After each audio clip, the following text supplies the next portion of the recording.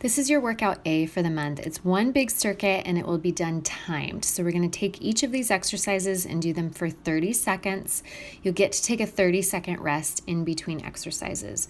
We'll start with the band around your knees, just above your knee joint, and we'll do banded goblet squats. You can probably use a pretty heavy dumbbell for this one, sitting down and back in your squats. Once that's completed, your next exercise will be a push press.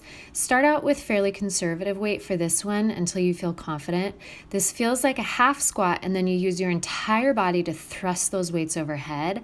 Bring the weights back down to your shoulders with a really controlled manner. Next, we'll set up for a 1-point row. Get in your bent over position, double check your posture. Make sure your low back is neutral, not overarched or not rounded. You're going to be pulling with one hand and balancing on the opposite leg. Keep an eye on the clock because you'll switch sides halfway through the time period.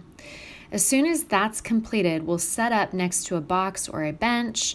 We're going to do single leg bridges with your heel up on that box or bench. Hold your other leg up and out of the way.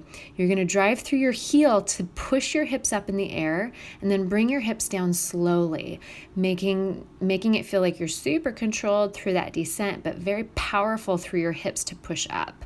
Keep an eye on the clock. Once again, you're going to switch legs halfway. Your knee and foot should always point straight forward. Don't let them flare out to the side. As soon as that's finished, it's kind of an easy one next. It will feel like a break in the middle of the whole circuit. Lay face down with your forehead down on the floor.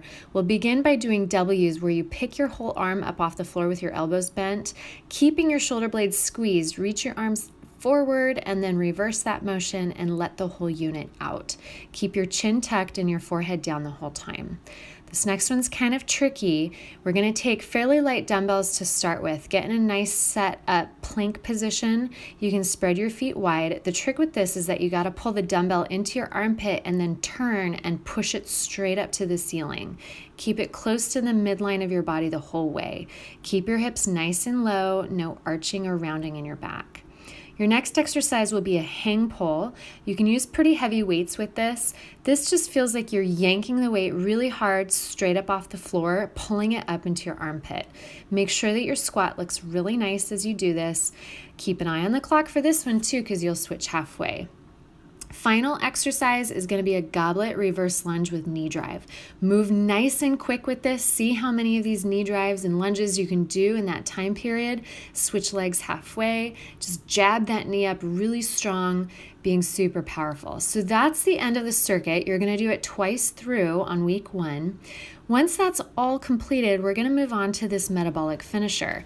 See if you can do 2 sets through these exercises as quickly as you can. We're going to start with our in and out squats. So you're just dropping into a squat. You'll do 6 of those, then immediately go into in and out staggered squats where your feet are slightly more staggered into your squat.